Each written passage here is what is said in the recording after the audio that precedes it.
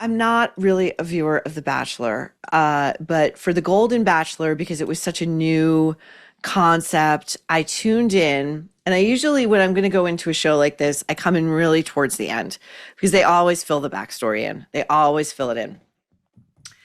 This guy had a sob story for the ages. Now, his name is Gary, but he spells it Jerry, as in Gerry. And right there, that tells you this guy is going to be a lot of work, number one. And in my opinion, just my opinion, number two, things are not going to be as they seem. His name is spelled Jerry, but he pronounces it Gary. Why? Why? Okay, now Jerry had a sob story when he came on, when he was selected as the first Golden Bachelor. And his story was that he was married to the love of his life for 43 years, and they had moved into their dream retirement home. And 1 month later, she died of an infection. Now, Gary, I'm going to want to say Jerry because like it's in the prompter is Jerry. Do you know what I mean? It's like my eyes are seeing something that my brain is being told don't say. This guy, his story is that he was so heartbroken after the death of his wife, love of his life, that he did not date at all, that he was single as it gets for like 6 years, 7 years, blah, blah, blah, blah, blah. And then ABC comes along and this franchise comes along and says, hey, what better way to re-enter the dating scene at like 70 years old than on national effing television? And Gary says, gosh, golly, gee, shucks. I mean, that seems like it, like fantasy suites and effing like, contestants towards the end when I'm down to the final 2 or 3 to see who I think is a better gymnast in bed. Sounds like real wholesome fun. That's going to set my broken heart afire. So already, it's bullshit. It's bullshit. So the amazing thing about this season, the final two could not have been more diametrically opposed to the final two older, age-appropriate women that Gary chose. One, I forget her name. She seemed like a lovely woman, a little bit scattered, but she was a dancer professionally, and she had been a backup dancer for Prince for many, many, many years. My beloved Prince. And I think she then towards the end of the show sort of intimated that she had had some sort of affair with Prince. And this made her very enticing to Gary/Jerry. I'm just going to call him Gary/Jerry. He's such a loser.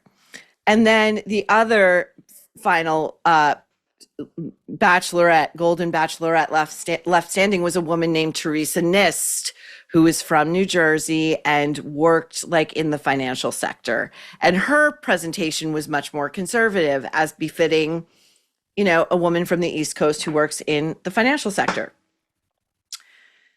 Gary was really, you could tell, really attracted to, turned on by, tantalized by the former Prince backup dancer and the idea that he could, I'm just going to say it because this is really the subtext of The Bachelor, the Golden Bachelor.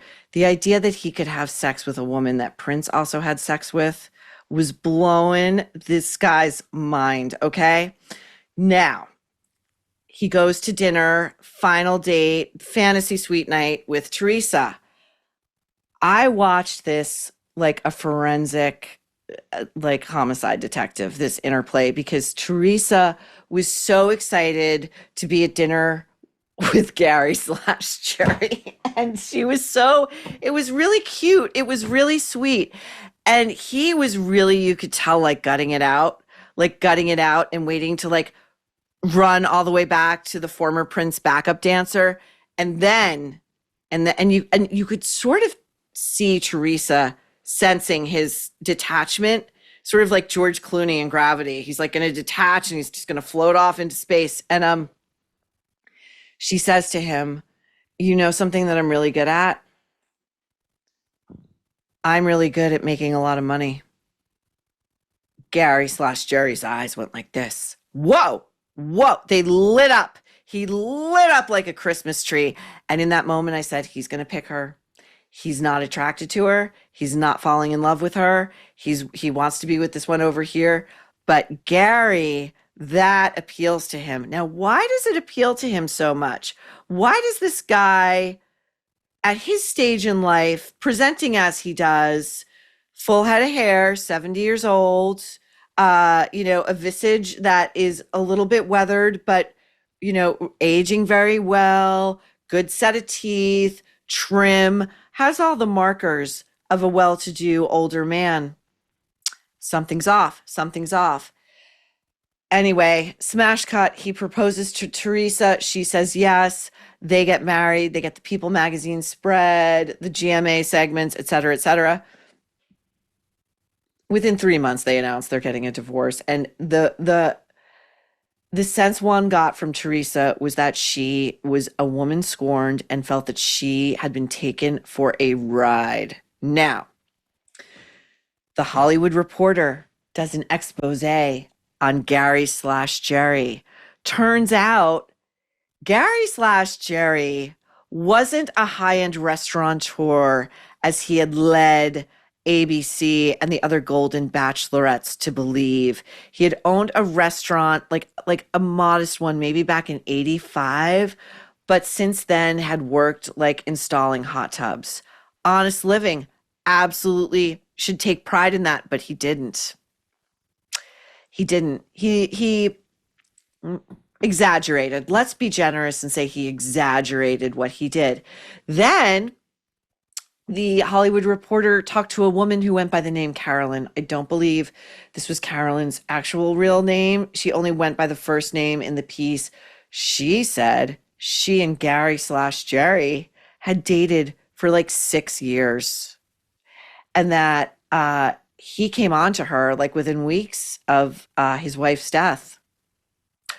And at the time, she was so swept off her feet that it didn't occur to her to ask why a man who had been made a widower just weeks ago was coming on so hard and so fast.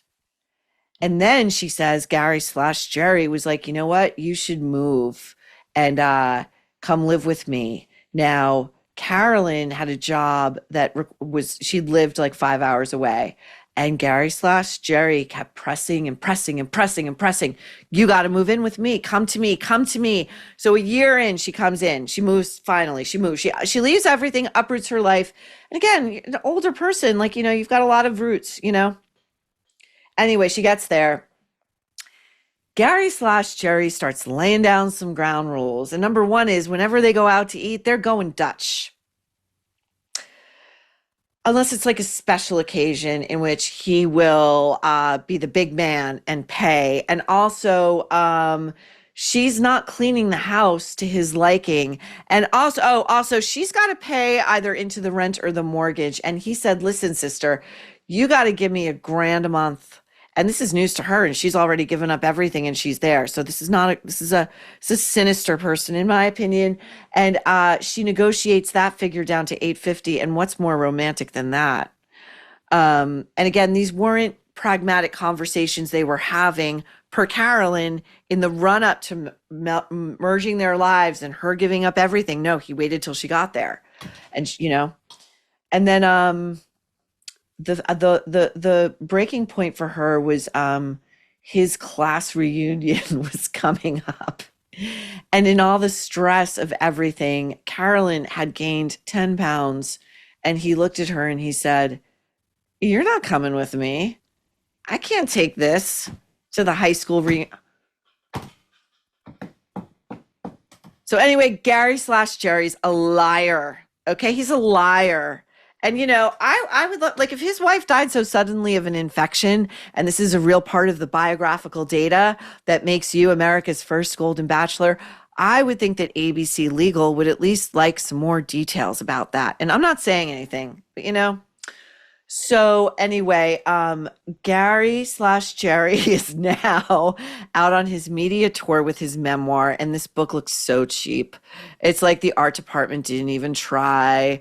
It's just like they slapped a title on it, they slapped his face on it, and it's a really inopportune time for someone like this guy to be coming out with a memoir. I know Bachelor Nation is strong. I don't know how that translates into book buyers, but out here in these mean streets, you've got one Michelle Obama hawking her lookbook. You've got Cheryl Hines hawking her memoir. You've got Karine Jean-Pierre. You've got Kamala Harris. You've got some heavy hitters who are making headlines, and he's getting lost in the noise, which is why I suspect he was happy to go on Tamron Hall. Again, I don't know anybody who watches this show. Tamron Hall, by the way, another one who, after Prince died, she said, guess what? I had a relationship with Prince. I had a secret relationship with Prince. He was a fan of mine.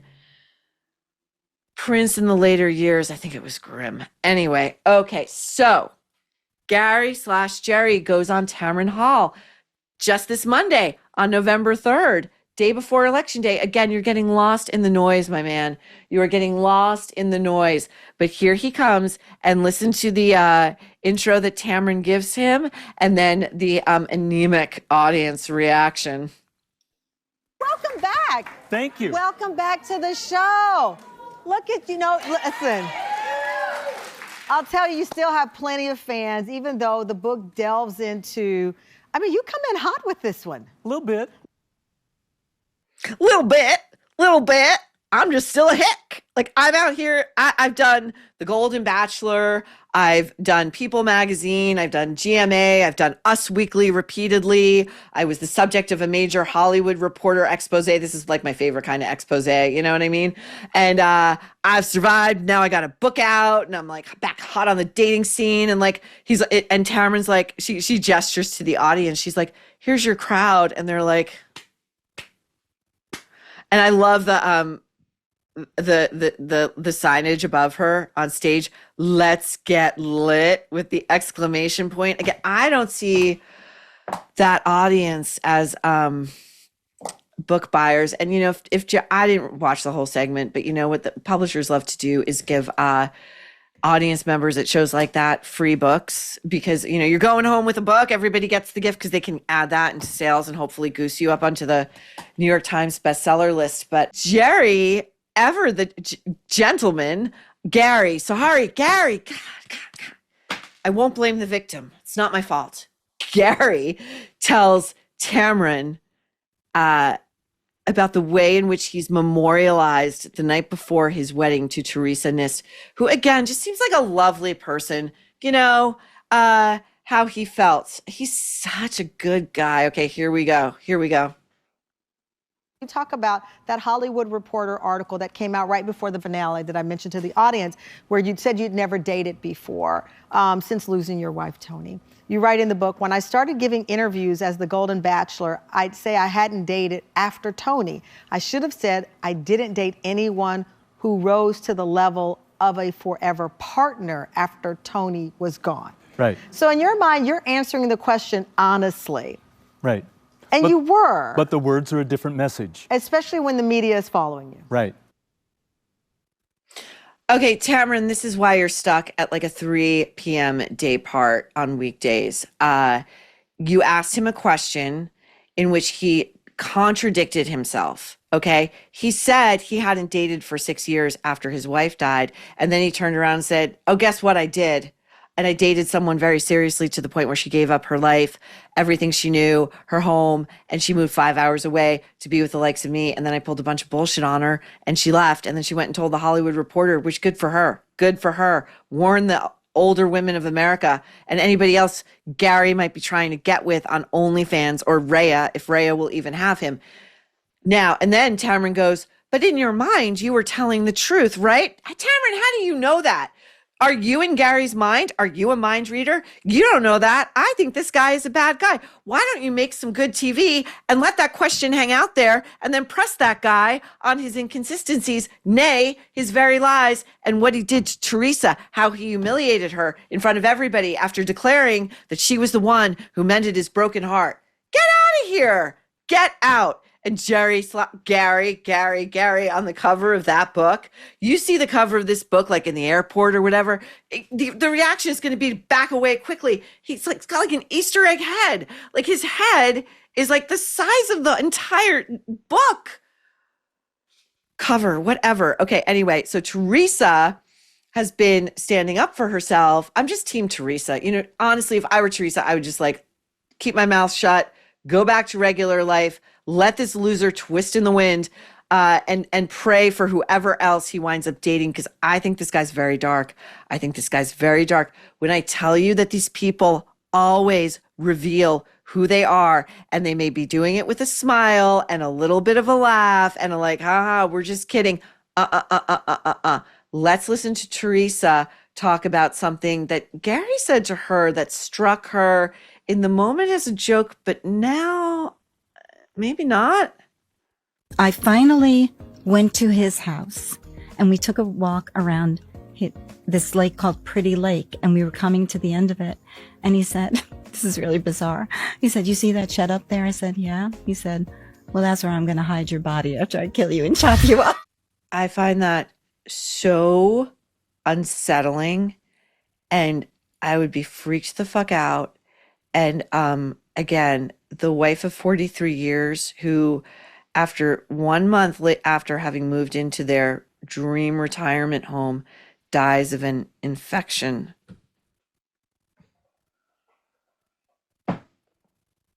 Teresa, you're well rid of this guy, and just spill it all. Spill it all. Has your dentist recommend that you wear a night guard because you grind your teeth while you sleep, like so many Americans do? If so, let me tell you about Remy. Their custom night guards are the answer to your problems. You get the same professional quality as a dentist-made guard, but at 80% less cost, and it's more convenient. No appointments, no bouncing around, no waiting rooms, nothing. You can also use your HSA FSA at checkout. Here's how it works. Remy sends an impression kit to your door. You follow the very simple instructions, send it back, and they craft your custom fit night guard. Boom. And if you order your night guard between now and December 24th, Remy is gifting their customers with a free 2-in-1 foam that cleans your night guard and whitens your teeth just in time for the holiday season. Go to shopremy.com/nerve and use code NERVE to receive 55% off your new night guard plus your free foam gift. That's shopremi.com/nerve for 55% off a night guard plus free gift using code NERVE. And thank you, Remy, for sponsoring this episode.